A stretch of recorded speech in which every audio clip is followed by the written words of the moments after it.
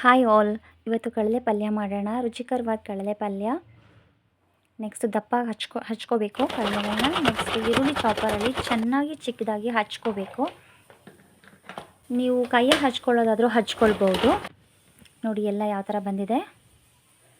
Next ನಾನು ಒಂದು ಮಡಿಕೆಲಿ ಎಲ್ಲ ಉಪ್ಪು ಹಾಕಿ ಬೇಯಕ್ಕೆ ಇಟ್ಕೊಂಡಿದ್ದೀನಿ. ಅರಿಶಿನ ಹಾಕಿಲ್ಲ, ನಾನು ಫ್ರಿಡ್ಜ್ ಯೂಸ್ ಮಾಡಲ್ಲ, ಅದರಿಂದ ಬರೀ ಉಪ್ಪು ಹಾಕಿ ಬೇಯಿಸಿದ್ದೀನಿ.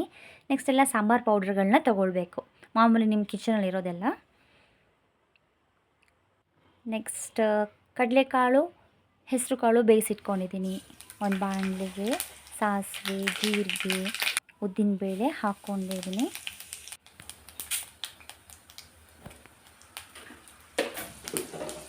ಅದೆಲ್ಲ ಸಿಡಿದ ಮೇಲೆ ಬೆಳ್ಳುಳ್ಳಿ, ಶುಂಠಿ, ಈರುಳ್ಳಿ ಹಾಕ್ಕೋಬೇಕು.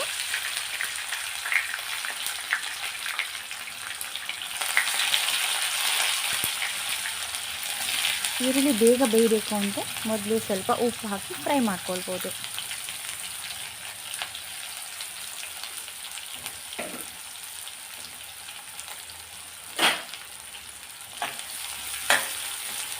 ಕಡಲೆ ಭಾಳ ಒಳ್ಳೆಯದು ಆರೋಗ್ಯಕ್ಕೆ. ಕಿಡ್ನಿ ಸ್ಟೋನ್ಸ್ ಇದ್ದರೂ ಕರಗುತ್ತೆ ಅಂತೆ. ಅದು ಮಾನ್ಸೂನ್ ಸೀಸನಲ್ಲಿ ಮಾತ್ರ ಸಿಗೋದು ಹಳ್ಳಿ ಕಡೆ. ಕಡಲೆನ ತೊಗೊಂಡು ಬರೋದೇ ದೊಡ್ಡ ಪ್ರೋಸೆಸ್, ಅದು ಭಾಳ ಕಷ್ಟ ಅದು. ನೆಕ್ಸ್ಟ್ ನಾನು ಅದಕ್ಕೆ ಟೊಮೊಟೊ ಹಾಕ್ಕೊಂಡಿದ್ದೀನಿ. ಟೊಮೊಟೊ ಫ್ರೈ ಮಾಡ್ಕೊಳ್ಳಿ. ಅದಕ್ಕೆ ಕೊತ್ತಂಬರಿ ಮತ್ತು ಕರಿಬೇವು ಸೊಪ್ಪು ಸೇರಿಸಿ ಚೆನ್ನಾಗಿ ಫ್ರೈ ಮಾಡ್ಕೊಳ್ಳಿ.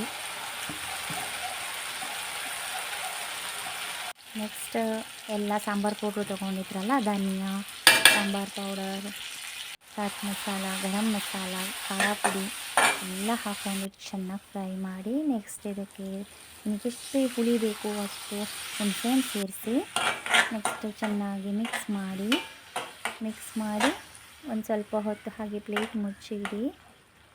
ಅದರಲ್ಲೇ ನೀರಿರುತ್ತೆ ಸಾಕು. ನೆಕ್ಸ್ಟ್ ಕಾಳುಗಳನ್ನ ಆ್ಯಡ್ ಮಾಡಾದಮೇಲೆ ಚೆನ್ನಾಗಿ ಮಿಕ್ಸ್ ಮಾಡಿ.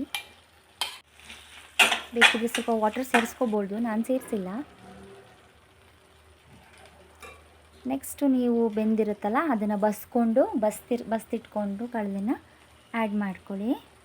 ಆ ನೀರೆಲ್ಲ ಚೆಲ್ಬಿಟ್ಟು ಬರೀ ಕಡಲೆನ ಮಾತ್ರ ಹಾಕಿ ಮಿಕ್ಸ್ ಮಾಡಾದಮೇಲೆ ಸ್ವಲ್ಪ ಹೊತ್ತು ಹಾಗೆ ಇಡಿ. ಸೂಪರಾಗಿರುತ್ತೆ ತಿನ್ನೋದಕ್ಕೆ. ಅಕ್ಕಿ ರೊಟ್ಟಿ ಜೊತೆಗಂತೂ ಇದು ಬಹಳ ಸೂಪರಾಗಿರುತ್ತೆ. ವರ್ಷಕ್ಕೊಂದ್ಸಲ ಸಿಗೋದು, ತಿನ್ನಬೇಕು. ನೆಕ್ಸ್ಟ್ ಕಾಯಿ ತುರಿ ಉದುರಿಸಿ ಪ್ಲೇಟ್ ಮುಚ್ಚಿ ಇಡಿ. ಸೂಪರಾಗಿರೋ ಕಡಲೆ ಪಲ್ಯ ರೆಡಿ.